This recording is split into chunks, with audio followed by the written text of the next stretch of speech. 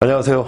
그만하자 장건입니다. 이 영상은 건축 자재와 관련해 알려드리려 합니다. 최근 뉴스에서 불량 레미콘을 공급한 업체가 적발이 됐습니다. 시멘트 업계에서 4위에서 5위 정도 하는 중견 업체입니다만 기준치보다 적은 시멘트로 불량 레미콘을 만들다 적발이 된 거죠. 이 불량 레미콘이 유명 브랜드 아파트 건설 현장에 지속적으로 공급이 됐다는 것이 확인됐습니다. 값이 나가는 시멘트 양은 줄이고 값싼 혼화재 양을 늘린 것이죠. 혼화재는 시멘트 가격의 5분의 1 수준입니다. 이 혼화재는 대부분이 일종의 폐기물이어서 품질이 일정하지 않기 때문에 향후에도 시멘트 강도에 문제가 생길 것입니다. 참고로 레미콘은 타설하고 4주가 지나야 완전하게 굳는 것인데 실제 건축 현장에서는 작업 속도를 올리기 위해서 일주일이면 다음 공정을 나가기도 합니다. 그런데 혼화재는 더 천천히 굳기 때문에 즉 굳히는데 시간이 더 필요하기에 혼화재를 많이 섞었다면 강도에서 분명 문제가 발생할 것입니다. 또한 아스콘은 어떻습니까? 아스콘은 도로 포장 공사를 할 때 볼 수 있지만 근생 건물이어도 아스콘 포장으로 마감하는 공사 현장도 어렵지 않게 볼 수 있습니다. 그런데 이 아스콘도 분량이 많다는 겁니다. 흔한 사례로는 재생 아스콘을 속여 판매하는 것입니다. 일반 아스콘을 주문받고도 재생 아스콘을 납품해서 부당이득을 챙긴 업자들이 상당수 있습니다. 재생 아스콘은 폐 아스콘에서 골재를 채취해서 재활용한 것이에요. 육안으로는 일반 아스콘과 분간하기 어렵습니다. 재생 아스콘이 사용되면 보다 빨리 균열이 생기고 골재가 아스콘에서 분리되는 박리, 구멍이 생기는 포트홀이 빠르게 나타나죠. 재생 아스콘을 사용하는 이유는 역시 돈입니다. 생산 단가가 톤당 10,000원가량 저렴하기 때문이죠. 철근도 시공업체가 속여먹는 자재 중 하나입니다. 인천 청라지구 아파트 부실 시공 중심에도 부실 철근 논란이 있었습니다. 이 현장에 철근이 남아있으면 안 되는데 매달 한 번씩 이 철근이 고철로 둔갑해서 외부로 반출이 된 거죠. 반드시 사용해야 할 철근이 고철로 팔려나가니 부실은 불보듯 뻔한 것이죠. 이를 알게 된 아파트 입주 예정자 협의회에서 헐고 확인을 해보니 지진과 태풍을 견디기 위해서 64개의 철근이 배근되어야 했는데 그중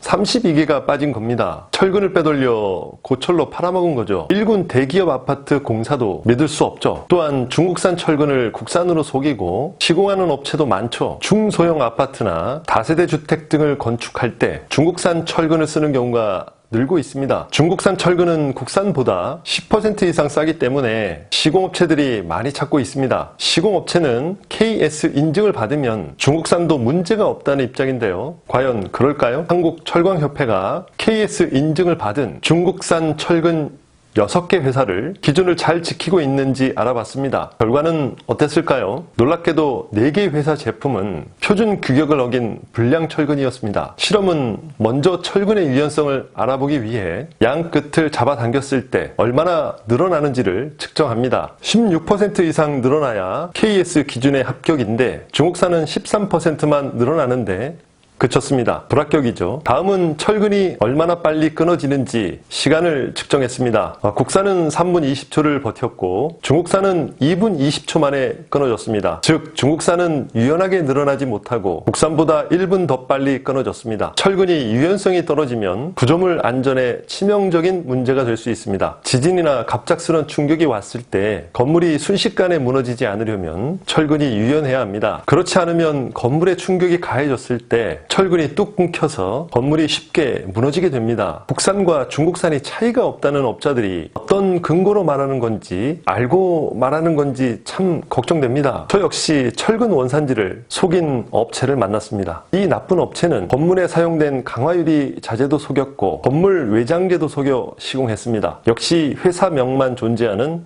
페이퍼 컴퍼니였고 건축주로부터 공사 대금을 받고 공사 중지와 잠적을 일상적으로 반복한 나쁜 업자였습니다. 다행히 잔금을 치르기 전에 자재를 바꿔치기 한 사실과 부실한 공사 책임을 물었습니다. 건축공사는 누구라도 억울하게 분쟁에 휘말릴 수 있기에 그만하자 플랫폼을 통해서 공정한 거래를 위해 노력하고 있습니다. 자재와 관련해 현명한 계약을 2가지로 설명하면 첫째, 시공업체로부터 견적서 및 자재 내역서를 받기입니다. 이때 견적서 및 자재 내역서는 설계도에 따른 실제 내역서야 합니다. 가설계로 계약을 하면 추가 공사분에 따른 분쟁을 피할 수 없습니다. 돈이 들더라도 실제 설계도에 따른 견적서, 자재 내역서를 산출해야 합니다. 가설계를 통한 계약은 분쟁의 소지를 부른다는 것을 명심하면 좋겠습니다. 둘째, 건축주가 직접 자재를 구매해서 시공업체에게 전달하는 것도 좋겠습니다. 자재 직립은 건축주에게 당장 직불 비용의 부담이 있겠으나 자재 공급처에게 이해를 구한다면 외상 매입이 불가능한 것도 아닙니다. 건축 자재의 가격은 자재 사이트를 통해서 얼마든지 확인이 가능합니다. 레미콘이 소량만 필요해도 규모가 큰 레미콘 업체라도